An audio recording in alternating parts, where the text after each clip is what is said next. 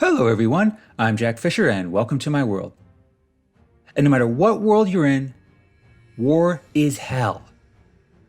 It's damaging, destructive, and dehumanizing. Sometimes there are instances where going to war is a matter of survival, but more often than not, war is little more than large-scale chaos and violence, often exacting a heavy toll on those who fight it. Now in general, I am very anti-war. I believe that, absent some very rare circumstances, it's never justified. Acts of war are often driven by greed, ambition, and bloodlust. It leaves irreparable scars on land and people alike. War has a way of making us hate others we've never met. It warps our passions so much that we often see others as subhuman, unworthy of life, compassion, or mercy. It brings out the absolute worst in people, as well as entire societies. And as terrible as war can be, it's not uncommon for it to be glorified, both by government propaganda and popular culture. You've got movies like Patton and Starship Troopers, games like Call of Duty and Command and Conquer, as well as most novels by Tom Clancy and James Patterson. Now, I'm not here to bemoan the glorification of war in the media. Now, that's certainly worth talking about, but I am not qualified to spearhead that effort. Instead, I want to contrast this whole war is glorious message by highlighting two special shows that offer a different narrative. Those shows are Avatar: The Last Airbender and The Dragon Prince. I praised both shows before in separate videos for unique reasons. I'll likely find other reasons to praise them in the future. But for this video, I'm going to focus on how they approach war within their respective stories. Both shows unfold within the backdrop of an ongoing war. And both shows present different circumstances, motivations, and underlying factors for their respective wars. But within the larger context, both shows offer a distinctly anti-war message. How they go about conveying that message is often subtle, but effective nonetheless. Even though these are kids' shows, they don't hide from the heavier themes surrounding war and its larger impact within their respective worlds. And if anything, it leans into those anti-war themes to tell a better story. And I'd like to highlight the merits of both stories, while also celebrating how each show manages to convey their anti-war message.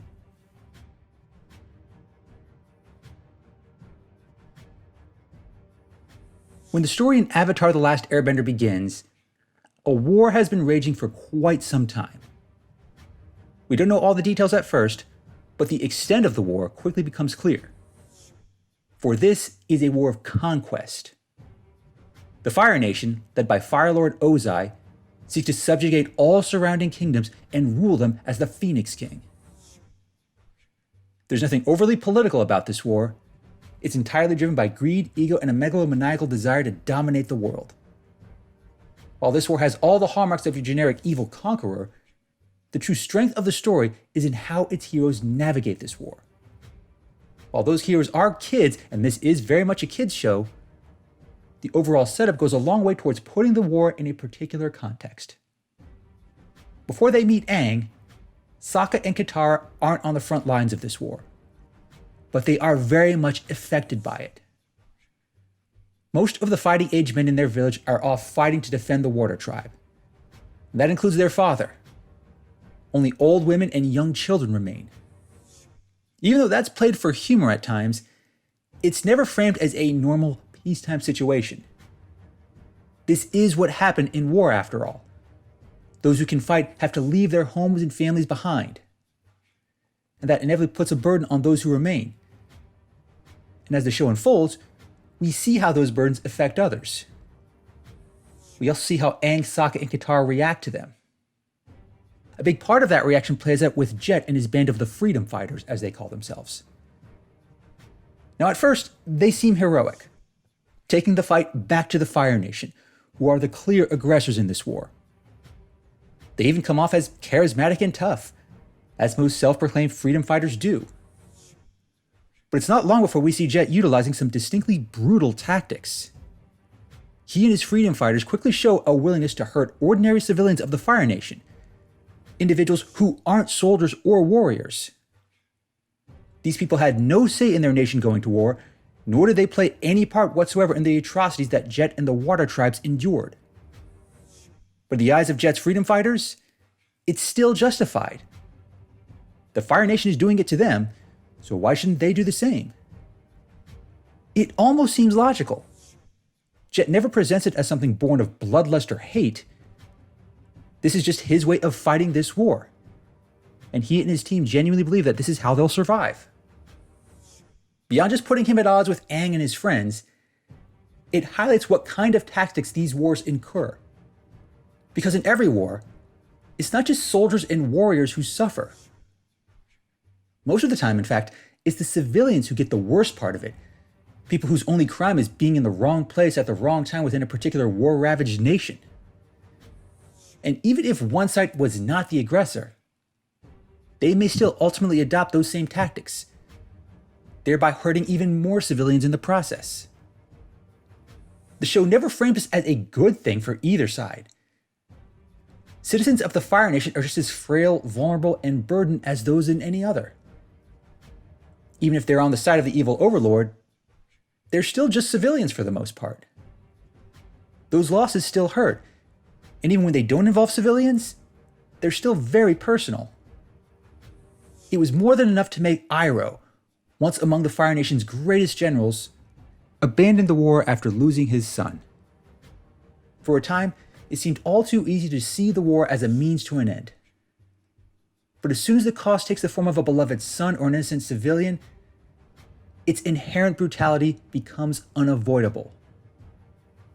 Some can't stomach it, and often use that to perpetuate the war like Jet did. Some can't and try to hide from it, as the entire nation of Ba Sing Se did. But sooner or later, the war eventually finds a way to hurt the innocent. And brutal wars of conquest have a nasty tendency to ignore that completely, while also driving others to embrace such brutality.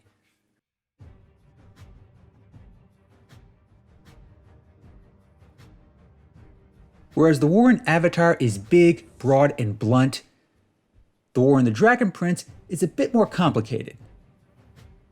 Theirs is not a war of conquest, nor is it a war of ambition, at least not at first. More than anything else, the war within The Dragon Prince is a war fueled by consequences. In this world of elves, dragons, humans, and glow-toads, there are many conflicts, often over resources, land, and mystical artifacts. In a sense, it's a lot more pragmatic than Avatar, but the war that unfolds is still every bit as serious and brutal. When the story begins, the kingdoms of Katalis and Zadia are already on the brink of war. That's not a new thing. Human and elven kingdoms have been clashing for centuries, but this time the stakes are higher. The elves are out to assassinate King Harrow, but not because of something petty, and not in the name of conquest either. The elves see this act as a just recourse for an egregious crime, specifically the role King Harrow played in the death of the Dragon King, Avizandium. Now, to be fair, he was responsible for that death. But again, it wasn't out of pure malice or hate. It was an unintended consequence of an effort to steal the heart of a magma titan, which they needed to make more food to combat an ongoing famine. It was a noble goal, one that was never intended to start a war. But the elves don't see it like that. They just see humans invading their lands, stealing their resources, and killing their king. That's not something they can just forgive and forget. So, in the first few episodes, they seek revenge. And ultimately, they succeed. King Harrow is killed. But that doesn't make them even. It just sparks a much larger conflict. That's an all too common pattern with war, especially ones with personal stakes. One nation or kingdom commits an egregious act. The other responds out of revenge. The other responds to that response. And a brutal cycle of violence begins. It is not a linear endgame like the glorified wars we see in video games. It's just never-ending violence. And the Dragon Prince goes out of its way to confront that cycle. Prince Callum himself, who was no wise Uncle Iroh, mind you, actually puts it quite succinctly during his first confrontation with Rayla. She lays out humanity's crimes. Callum doesn't deny any of them. He just takes her recourse to its logical conclusion. The elves get revenge on humans, but then humans get angry and seek revenge on the elves. The elves respond again, the humans respond again, and so on and so forth. Callum may be a teenage boy, but even he sees the issue there. And while Rayla refuses to see it at first, she quickly changes her tune when she encounters an alternative to killing the king and the prince. The revelation that the egg containing the Dragon Prince survived, and that there's a chance to bring it back to its mother, that changes everything. Suddenly, there's an alternative to full-scale war. And it's not something that humans like Viren or Rayla's fellow Moonshadow elves are willing to consider. Both sides are so entrenched in the cycle that neither are willing to step out of it. But Rayla is willing. And both Callum and Ezran are willing to help as well. That ends up becoming the most important part of the story. To stop this unending cycle of misguided violence. Because even though they're on opposite sides, Callum, Ezran, and Rayla have a shared interest in stopping more violence. That violence already led to the death of Callum and Ezran's mother. It also led to the disappearance of Rayla's parents. And being so young and having lost so much, they have more incentive than most adults to stop this war before it escalates. Their journey takes them far and includes plenty of upheavals. But the goal never changes. Like Avatar, it's not about winning the war, it's about stopping it. And in many respects, that ends up being more challenging than any battle.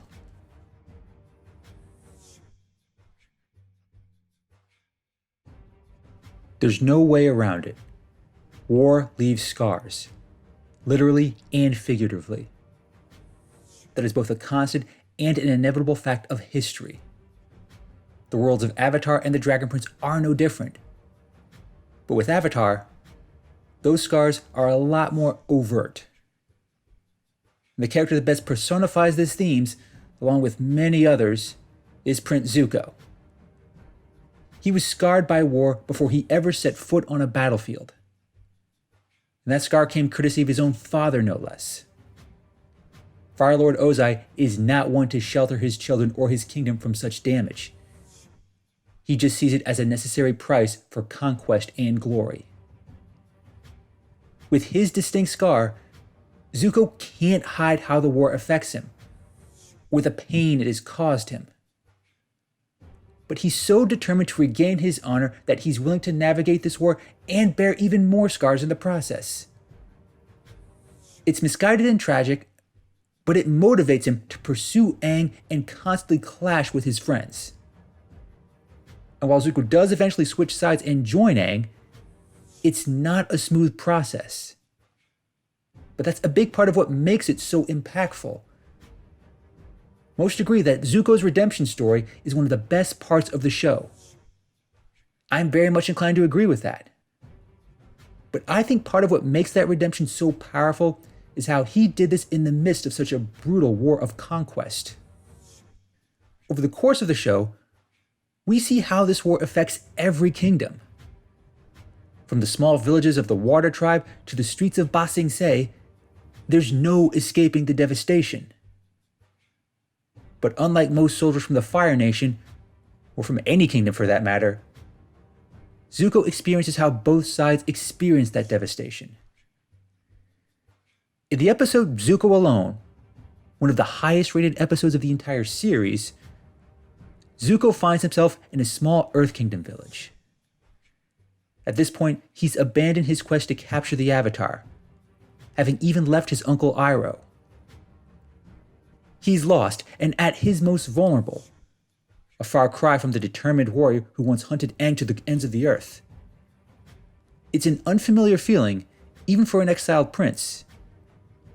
But it also gives him a chance to see what war does to the people his nation fights.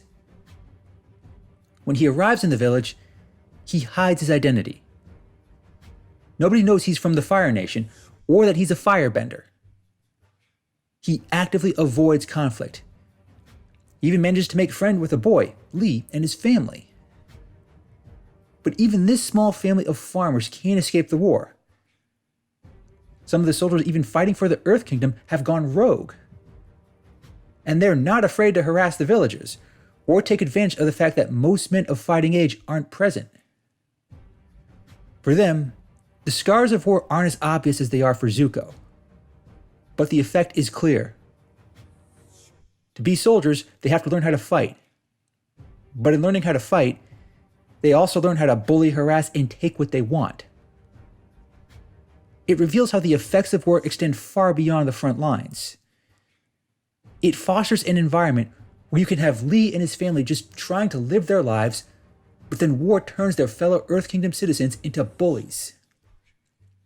And once they learn who Zuko is, it only gets worse. Suddenly, all that goodwill he earned with them is completely forgotten. And they hate him just like they'd hate any enemy soldier. It's a painful realization, one that adds to Zuko's growing disillusionment with the war as well as his own nation. It would ultimately culminate in him joining Aang, but that's still not the most devastating example of war leaving such lasting scars. What Zuko's uncle Iroh lost was far greater. In a beautiful short in the episode Tales from Ba Sing Se, we find out just how much that loss affected him. At this point in the show, we already know that Iroh lost his son. We also knew that he was once the Fire Nation's most celebrated general. But then, his son died fighting this war that Ozai started, and that just broke him. It broke him in a way that made it impossible to continue the fight. It's definitely among the most emotional moments of the entire series. Anyone who listens to Iroh sing Leaves from the Vine can feel that heartbreak in his voice.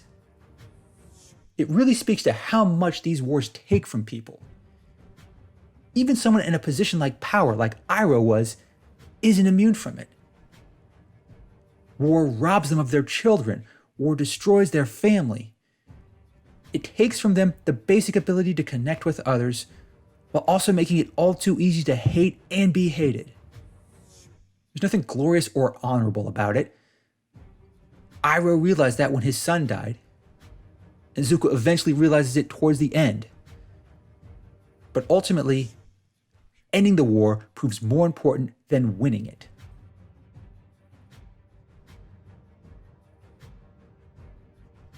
When war becomes big, violent, and chaotic, it tends to get very impersonal real fast. It eventually becomes less about winning battles and more about hurting the enemy more than they're hurting you. But when the war is personal, as it is in The Dragon Prince, that's when larger agendas and misguided passions enter the mix. And that can be every bit as damaging. In many ways, Rayla, Callum, and Ezran are at an advantage. They're still relatively young. They haven't experienced the conflict between humans and elves long enough for it to dehumanize all those involved. But to the adults around them, they're way past that point. King Harrow, General Amaya, Lord Viren, Sol Regem, and Runan, they've all become so reactionary, seeing the coming war as an inevitability rather than a conscious choice. Now, some do realize the flaws in this sentiment. In the early parts of the series, as well as through several flashbacks, King Harrow himself comes to see the mistakes he's made. He realizes that his choices were what led to the death of the Dragon King. That might not have been his intention, but that was the result. It's a painful realization that he doesn't fully accept until it's far too late. As a result, he ends up dead at the hands of a Moonshadow elf. So there's no chance for him to try and make things right. From there, everyone on both sides reacts and things just devolve. But within those reactions, larger agendas emerge. That's another inevitability of war. When things get so chaotic and impersonal, people stop thinking critically. And it allows opportunists to exploit the situation. That's exactly what Lord Viren does. Even others like General Amaya sense it, it still doesn't stop him. And ultimately, Viren goes down a very dark path, one that eventually makes him the main antagonist of the entire show. But he's still no Fire Lord Ozai. He's not entirely driven by ego, ambition, or bloodlust, at least at first. Early on, he carries himself as a friend and a loyal advisor to Katalis. He tries desperately to save King Harrow, who he considers his friend, even daring to resort to dark magic, which is part of what led them to this dire situation in the first place. And even after Harrow's death, Viren's agenda continues to evolve. Instead of saving his friend, he now seeks to save his kingdom. If that means launching a full-scale war, so be it. But the war didn't derail his agenda, it just made it bolder, and not in a good way. With each decision, upheaval, and choice, Viren just keeps descending further and further into Fire Lord Ozai territory. In the second and third season, others try to rein him in. Other kingdoms hear his case for war, and they don't immediately buy into it. And when Ezran returns to take the throne, it nearly stops Viren in his tracks. But in the end, that just led him to take even more extremes. So much so that his own children, Claudia and Soren, are torn. It's a distressing descent for a character that didn't seem all that evil to begin with. But the closer both kingdoms get to all-out war, the more Viren embraces this darkness.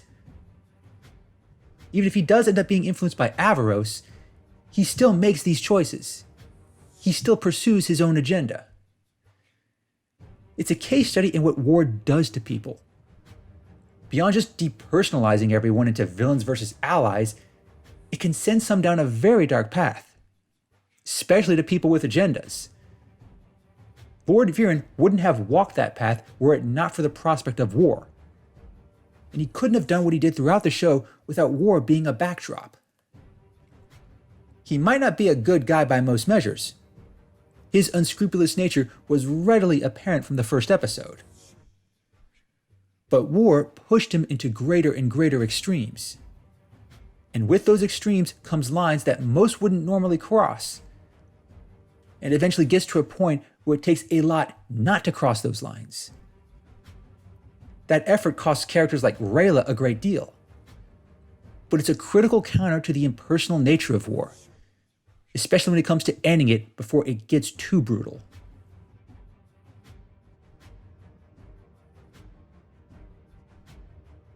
War is violent. That really should go without saying. But it's violence to an extreme, carried out by armies, nations, and weapons that can destroy entire cities. To combat it and protect all you hold dear, your only choices are to flee or fight back. That's what most of the kingdoms do in Avatar. But that doesn't end the war. It just keeps Fire Lord Ozai from conquering the world. In many traditional war stories, the fighting doesn't end until an army is defeated or an evil overlord is slain. It often takes heroes who are brave, powerful, cunning, and willing to do what's necessary to win the battle. Now, that's all well and good, and it can make for some great stories. But in terms of a larger message, it rarely conveys an anti-war sentiment. But Aang, in addition to being the Avatar, is a pacifist. It's a big part of who he is. And despite being just a kid, he takes that very seriously. Even in moments of conflict, he's never inclined to use excessive violence. He never seeks to be the aggressor, nor does he seek to escalate a situation. His primary goal is to end the war. Not kill Fire Lord Ozai, not conquer the Fire Nation on behalf of another kingdom, or even to punish all those who propagated the war in the first place. Aang seeks peace, both internally and externally. And that puts him completely at odds with much of the world around him. Even characters also fighting the Fire Nation, like Jet and the Kyoshi warriors, will sometimes clash with Aang's pacifist ways, and understandably so. While Aang was frozen in ice, the Fire Nation ravaged their kingdoms. Their first inclination is not to seek peace, it's to fight back. But the fighting just escalates into more fighting, and the violence feeds more violence. Yes, it's an old cliche, but Avatar goes out of its way to highlight this throughout the show. From Jet's attacks on Fire Nation civilians, to the personal loss suffered by Iroh, to Prince Zuko's redemption story, the terrible cycles of war are often front and center. War is never given this noble mystique. Defeating an enemy that attacks you may seem appealing, but in the larger context of war, it just tends to invite more violence. And it all comes to a head in the final season when Aang has to face Fire Lord Ozai. At this point in the show, Aang's abilities have grown. He now knows how to utilize all forms of bending.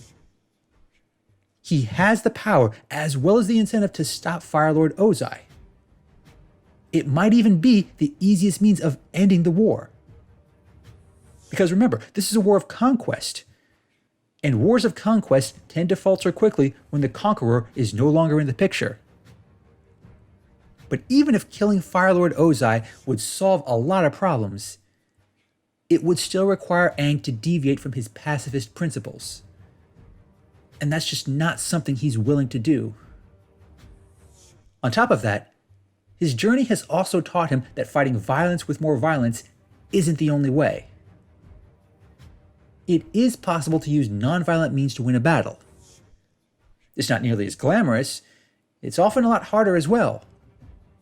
But it's one of the few mechanisms for both ending a war and stopping the cycle of violence. Ozai even goes out of his way to demean Aang for his pacifism. He also tempts him to resort to more violent means during their fight. But Aang does not give in. He ultimately finds the way to end the conflict without taking Ozai's life. It's an act that takes a lot more strength and cunning, but that just makes it a more impressive feat overall. Because Aang stuck to his non-violent principles, End of Avatar really feels like an effective end to a war. Someone was finally able to step in and stop the violence. And finally, the kingdoms could come together and find a way to heal. There was no conquest, subjugation, or humiliation. The only one who truly lost was Ozai. And since it was very much his war to begin with, that's both fitting and appropriate.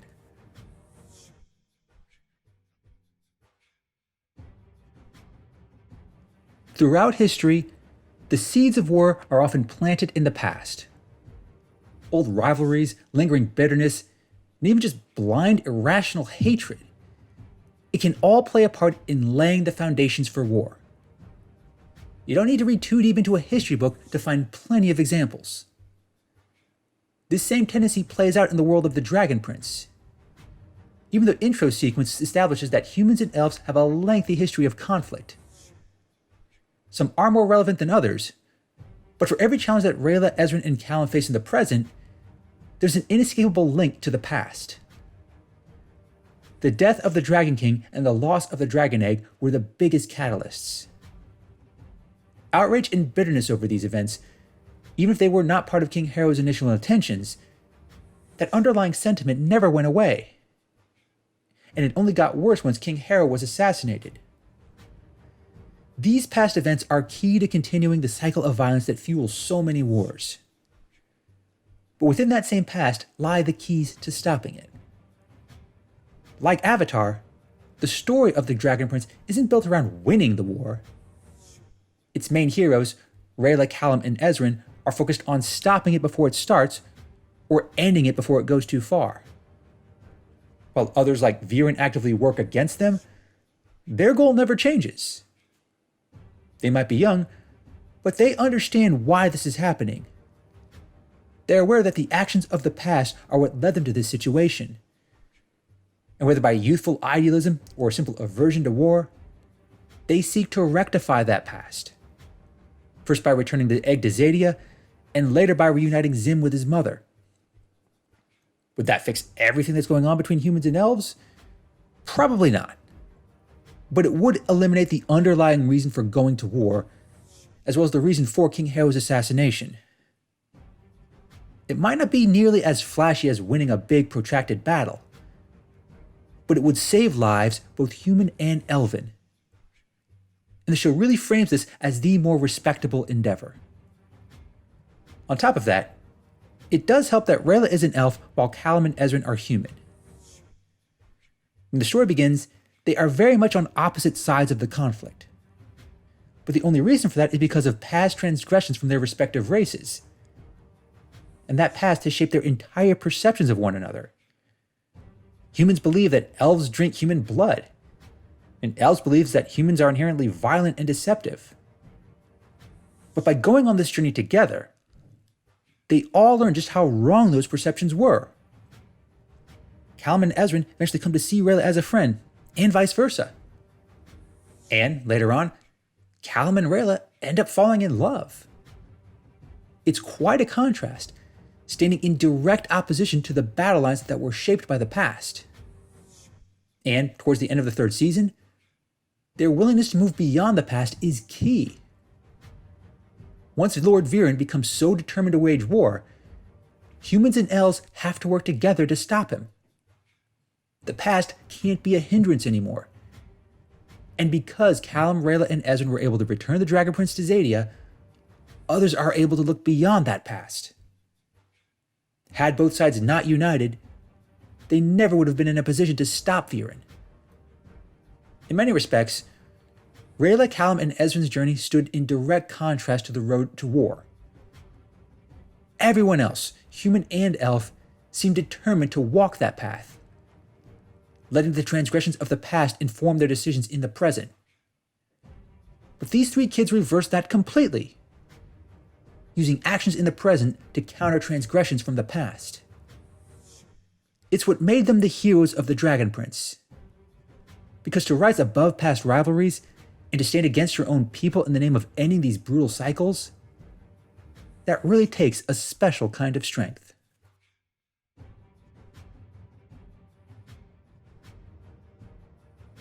Avatar: The Last Airbender and The Dragon Prince are both remarkable shows.